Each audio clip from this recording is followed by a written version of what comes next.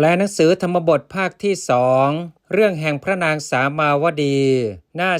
48ตั้งแต่อเถกทิวสังมาคันธิยาอัตโนปาสาทาตละโตนิคมิตวาเป็นต้นไปอัฏฐาครั้งนั้นเอกทิวสังในวันหนึ่งมาคันธิยาอันว่าพระนางมาคันธิยานิคมิตวาเสด็จออกแล้วปาสาทาตละโตจากพื้นแห่งปราศาสตร์อัตโนของพระองค์จังกมะมานาทรงเดินวนอยู่คันตวาเสด็จไปแล้ววสนัฏฐานางสุที่อันเป็นที่อยู่ตาสังอิทธินางแห่งหญิงทั้งหลายเหล่านั้นทิสวาทรงเห็นแล้วฉิดทางซึ่งช่องคัพเพสุในห้องทั้งหลายปุจิตวาตรัสถามแล้วอิติว่าอีทางฉิดทางอันว่าช่องนี้กิงอะไรอิติดังนี้วจเนครั้นเมื่อคำอิติว่าสัทธาอันว่าพระศาสดาอาคโตเสด็จมาแล้วนครังสู่พระนครอิมังนี้มะยังอันว่าหม่อมฉันทั้งหลายทัตวายืนแล้วเอตถาเนในที่นี้วันธามะย่อมถวายบังคมจะด้วยเอวะนั่นเทียวปูเชมะย่อมบูชาจะด้วยสัทธารังซึ่งพระศาสดาอิติดังนี้ตาหิอิทธิหิอันหญิงทั้งหลายเหล่านั้นอาชานันตีหิผู้ไม่รู้อยู่พันธาคาตังซึ่งความอาฆาตตัสสามาคันธิยายะสัทธริพันธาคาตังขีดอาคาตังซึ่งความอาฆาตตัสสามาคันธิยายะอันพระนางมาคันธิยานั้นพันธะขีดผูกแล้วสัทธริในพระศาสดาตัสสามาคันธิยายะสัทธริพันธาคาตังซึ่งความอาฆาตอันพระนางมาคันธิยานั้นผูกแล้วในพระศาสดาวุตเตทูลแล้วจินเตตวาทรงดำริแล้วอิติว่าสมโนอันว่าพระสมณะโคตโมผู้โคดมอาคโตนามะชื่อว่าเสด็จมาแล้วนครังสู่พระนครอิมังนี้อิธานิในการนี้อาหังอันว่าเราชานิสามิจักรู้กัมมังซึ่งกรรมมยากัตตพังกัตตพังอันมยาอันเรากัตตพังพึงกระทำมยากัตตพังกัมมังซึ่งกรรมอันเราพึงกระทำสมณัสสะแก่พระสมณะโคตมัสสะผู้โคดมอัสสะนั้นอิทธิโยอันว่าหญิงทั้งหลายอิมาปิแม้เหล่านี้อุปทายิกาเป็นอุปทายิกาสมณัสสะแก่พระสมณะโคตมัสสะผู้โคดมตัสสะนั้นโหนติย่อมเป็นอาหังอันว่าเราชานิสามิจักรู้กัมมังซึ่งกรรมมยากัตตพังกัตตพังอันมยาอันเรากัตตพังพึงกระทำมยากัตตพังอันเราพึงกระทำอิทธินางแก่หญิงทั้งหลายอิมาสังปิแม้เหล่านี้อิติดังนี้คันตวาเสด็จไปแล้วอโรเจสิกราบทูลแล้วรัญโยแก่พระราชาอิติว่ามหาราชาข้าแต่มหาราชเจ้าปรารถนาอันว่าความปรารถนาพระหิทธาในภายนอกอิทธินางแห่งหญิงทั้งหลายปัญจสตานางผู้มี105เป็นประมาณสามาวตีมิสการนางผู้เจือด้วยพระนางสามาวดีอธิมีอยู่ชีวิตตังอันว่าพระชนมาชีพเตแห่งพระองค์ณภวิสติจักไม่มีกติปาเหนะโดยวันเล็กน้อยเอวะนั่นเทียวอิติดังนี้ราชาว่าพระราชาณสัทธหิไม่ทรงเชื่อแล้วจินตเนนะด้วยอันทรงดำริอิติว่าตาอิทธิโยอันว่าหญิงทั้งหลายเหล่านั้นกริสันติจะกระทำกรรมังซึ่งกรรมเอวรูปังมีอย่างนี้เป็นรูปณหามิได้อิติดังนี้วจเนครั้นเมื่อคำมาคันธิยายะอันพระนางมาคันธิยาวุตเตปิแม้กราบทูลแล้วปุณะอีกโสราชาว่าพระราชานั้นณสัทธหิไม่ทรงเชื่อแล้วเอวะนั่นเทียวอัฏฐาครั้งนั้นสามาคันธิยานว่าพระนางมาคันธิยานั้นอาหากราบทูลแล้วอิติว่าสเจท่าว่าตวังอันว่าพระองค์ณสัทธหัสสีย่อมไม่ทรงเชื่อเมต่อหม่อมฉันไซมหาราชาข้าแต่มหาราชเจ้าตวังอันว่าพระองค์คันตวาเสด็จไปแล้ววสนัฏฐานางสุที่อันเป็นที่อยู่ตาสังอิทธินางแห่งหญิงทั้งหลายเหล่านั้นอุปทาเรหิขอจงทรงใคร่ครวญเถิดอิติดังนี้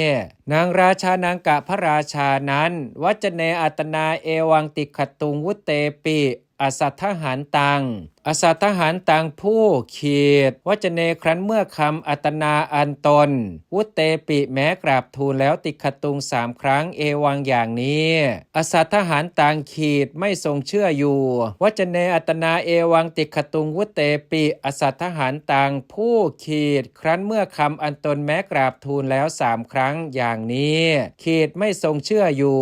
ราชาว่าพระราชาคันตวาเสด็จไปแล้วทิสวาทรงเห็นแล้วฉิดทางซึ่งช่อง องคัพเพสุในห้องทั้งหลายปุจิตวาตรัสถามแล้วอิติว่าอิทังฉิตทังอันว่าช่องนี้กิงอะไรอิติดังนี้อเทครั้นเมื่อเนื้อความตัดสมิงนั้นตาหิอิถีหิอันหญิงทั้งหลายเหล่านั้นอโรจิเตกราบทูลแจ้งแล้วอกุชิตวาไม่กริ้วแล้วตาสังอิถีนางต่อหญิงทั้งหลายเหล่านั้นอวัตตวาไม่ตรัสแล้วกินจิวจนางซึ่งพระดำรัสอะไรวะเทียวบุคลังยังบุคคลปิดทหาเปตวาทรงให้ปิดแล้วฉิทธานี้ซึ่งช่องทั้งหลายบุคลังยังบุคคลกาเรสิทรงให้กระทำแล้วขุทัชฉิทธกาวาตปานานิซึ่งหน้าต่างมีช่องอันเล็กทั้งหลายสัพพคเพสุในห้องทั้งปวงทั้งหลายกิระได้ยินว่าขุทัชฉิทธกาวาตปานานิ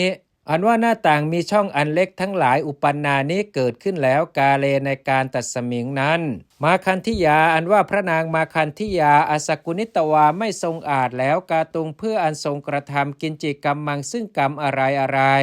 ตาสังอิทธีนางแก่หญิงทั้งหลายเหล่านั้นจินเตตวาทรงดำริแล้วอิติว่าอาหังอันว่าเรากริษามิจะกระทำกรรมมังซึ่งกรรมมยากตพัง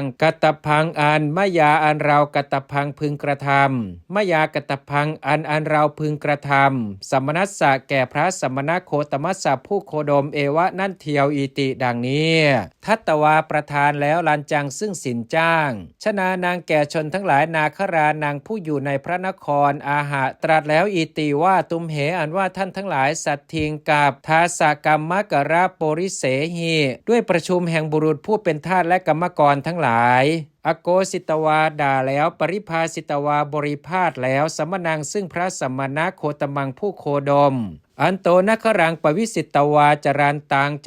งผู้ปวิสิตวาเสด็จเข้าไปแล้วอันโตนครังสู่ภายในแห่งพระนครจรานตังเสด็จเที่ยวไปอยู่อันโตนครังปวิสิตวาจรานตังผู้เสด็จเข้าไปแล้วสู่ภายในแห่งพระนครเสด็จเที่ยวไปอยู่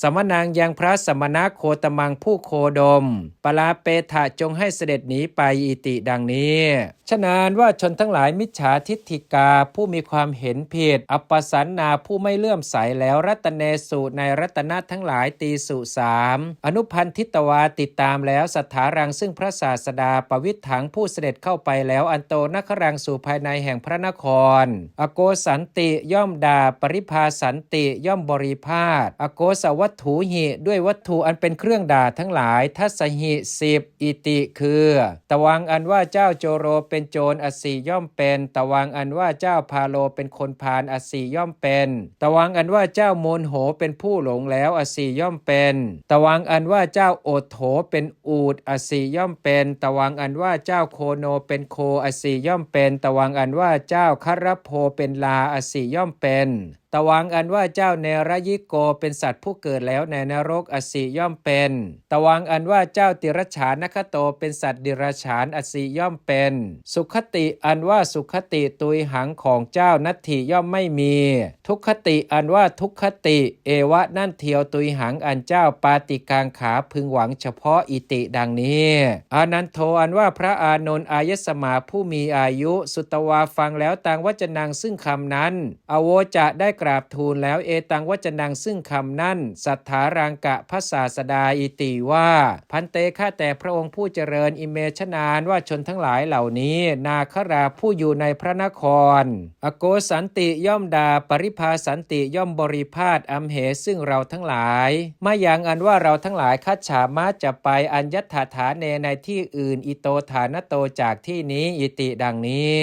สถานว่าพระศาสดาปุชิตรัสถามแล้วอิติว่าอานันทะดูก่อนอานนท์มายังอันว่าเราทั้งหลายคัจฉามาจะไปกุหิงฐานในที่ไหนอิติดังนี้โสเถโรอันว่าพระเถระนั้นอาหากราบทูลแล้วอิติว่าพันเตข้าแต่พระองค์ผู้เจริญมายังอันว่าเราทั้งหลายคัจฉามาจะไปนครังสู่เมืองอันยังอื่นอิติดังนี้สถานว่าพระศาสดาปุชิตรัสถามแล้วอิติว่าอานันทะดูก่อนอานนท์มนุษย์เสสุครั้นเมื่อมนุษย์ทั้งหลายตัทธะนคเรในเมืองนั้นอสโกนเตสุดาอยู่มายังอันว่าเราทั้งหลายขมิสามารถจากไปกัตถาฐานในที่ไหนปุณะอีกอิติดังนี้ โสเถโรอันว่าพระเถระนั้นอาหากราบทูลแล้วอิติว่าพันเตข้าแต่พระองค์ผู้เจริญมะยังอันว่าเราทั้งหลายคัจฉามะจะไปนครังสู่เมืองอันยังอื่นตโตปินครโตจากเมืองแม้นั้นอิติดังนี้สถานว่าพระศาสดาปุชีตรัสถามแล้วอิติว่ามนุษย์เสสุครั้นเมื่อมนุษย์ทั้งหลายตัทธานคเรในเมืองนั้นอสกโกนเตสุด่าอยู่มะยังอันว่าเราทั้งหลายขมิสามารถจักไปกุหิงฐาเนในที่ไหนอิติดังนี้โสเถโรอันว่าพระเถระนั้นอาหากราบทูลแล้วอิติว่าพันเตข้าแต่พระองค์ผู้เจริญมะยังอันว่าเราทั้งหลายคัจฉามารถจะไปนครังสู่เมืองอันยังอื่นตโตนครโตจากเมืองนั้นอิติดังนี้สถานว่าพระศาสดาอาหาตรัสแล้วอิติว่าอานันทะดูก่อนอานนท์กาตุงอันว่าอันกระทำเอวังอย่างนี้นวัตติย่อมไม่ควรอธิกรณังอันว่าอธิกรณ์อุปันนางเกิดขึ้นแล้วยัตถาฐาเนในที่ใดตัสมิงอธิกรเนครั้นเมื่ออธิกรณ์นั้นวูปสันเตเข้าไปสงบวิเศษแล้วตัถาฐาเนในที่นั้นเอวะนั่นเทียวคันตุงอันว่าอันไปอัญญถาฐาเนในที่อื่นวัตติย่อมควรอานันทะดูก่อนอานนท์ปนะก็เตชนานว่าชนทั้งหลายเหล่านั้นเกเหล่าไหนอสกโกนติย่อมด่าอิติดังนี้โสเถโรอันว่าพระเถระนั้นอาหากราบทูลแล้วอิติว่าพันเตข้าแต่พระองค์ผู้เจริญชนานว่าชนทั้งหลายสัพเพทั้งปวงอุปาทายะเข้าไปถือเอาทาสกรรมกเรซึ่งทาสและกรรมกรทั้งหลายอสกโกนติย่อมด่าอิติดังนี้สถานว่าพระศาสดาวัตวาตรัสแล้วอิติว่าอานันทะดูก่อนอานนท์อหังอันว่าเราโอตินนะหัตถิสัทธิโสเป็นเช่นกับด้วยช้างตัวอย่างลงแล้วสังฆามังสู่สงครามอัมหิย่อมเป็นหิเหมือนอย่างว่าสหิตุงอันว่าอันอดกลั้นสเรซึ่งลูกศรทั้งหลายอาคเตอันมาแล้วทิสาหิจากทิศทั้งหลายจตูหิสีพาโรเป็นภาระโอตินนะหัตถิโนของช้างตัวอย่างลงแล้วสังฆามังสู่สงครามโหติย่อมเป็นยถาฉันใดสหนางนามะชื่ออันว่าความอดกลั้นพหูหิทุสีเลหิชเนหิกทิตะกถานังขีดกถานังซึ่งวาจาเป็นเครื่องกล่าวชเนหิอันชนทั้งหลายทุสีเลหิผู้มีศีลอันโทษประทุษร้ายแล้วพหูหิมากกทิตะขีดกล่าวแล้วทั้งหลายพหูหิทุสีเลหิชเนหิกทิตะกถานังซึ่งวาจาเป็นเครื่องกล่าวอันชนทั้งหลายผู้มีศีลอันโทษประทุษร้ายแล้วมากกล่าวแล้วทั้งหลายพาโรเป็นภาระไมหังของเราโหติย่อมเป็นตถาฉันนั้นเอวะนั่นเทียวอิติดังนี้เทเสนโตเมื่อทรงแสดงธรรมังซึ่งธรรมอารัพะปรารภอัตานังซึ่งพระองค์อภาสิได้ตรัสแล้วคาถาซึ่งพระคาถาทั้งหลายติโสสามนาควัคเคนในนาควัคอิมาเหล่านี้อิติว่า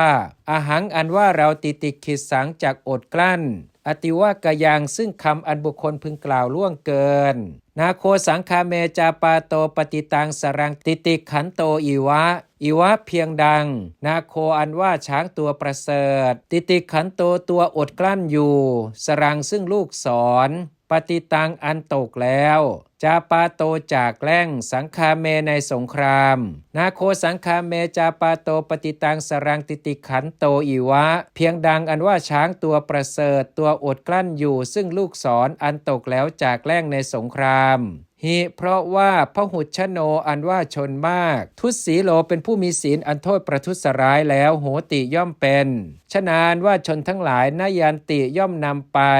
วาหนังซึ่งพาหนะปุคเลนะทันตังอันปุคเลนะอันบุคคลทันตังฝึกแล้วปุคเลนะทันตังอันบุคคลฝึกแล้วสัมมิติงสู่ที่ประชุมราชาว่าพระราชาอภิรูหติย่อมเสด็จขึ้นวาหนังสู่พาหนะปุคเลนะทันตัง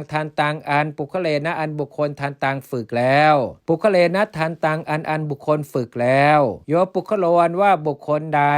ติติคติย่อมอดกลั้นอติว่ากยังซึ่งคำอันบุคคลพึงกล่าวล่วงเกินโสปุคโลอันว่าบุคคลนั้นทันโตผู้ฝึกแล้วเศรษโธเป็นผู้ประเสริฐที่สุดมนุษย์เสสุในมนุษย์ทั้งหลายโหติย่อมเป็น อัสสตราอันว่าม้าอัสดรทั้งหลายจะด้วยสินทวาอันว่าม้าสินทบทั้งหลายอาชานียาตัวอาชานายจะด้วยมหานาคารว่าช้างใหญ่ทั้งหลายกุญชราชนิดกุญชรจะด้วยบุคเลนะทันตาตัวบุคเลนะอันบุคคลทันตาฝึกแล้วตัวอันบุคคลฝึกแล้ววรังเป็นสัตว์ประเสริฐโหนติย่อมเป็น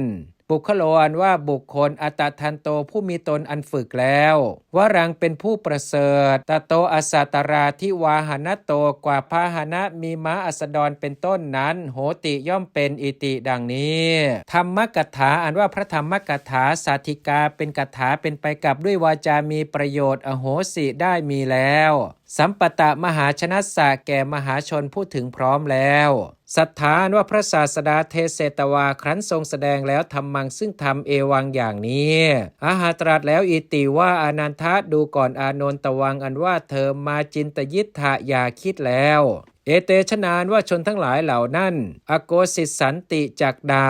สตาหัมมัตตังกาลังสิ้นการสตาหัมมัตตังมีวัน7เป็นประมาณเอวะนั่นเทียวเตชนานว่าชนทั้งหลายเหล่านั้นตุนหีเป็นผู้นิ่งภวิสันติจักเป็นทิวเสในวันอัฏเมที่8หิเพราะว่าอธิกรณังอันว่าอธิกรณ์อุปันนังอันเกิดขึ้นแล้วพุทธานังแก่พระพุทธเจ้าทั้งหลายนาคัจฉติย่อมไม่ไปอุตริงยิ่งสตาหตโตกว่าวัน7อิติดังนี้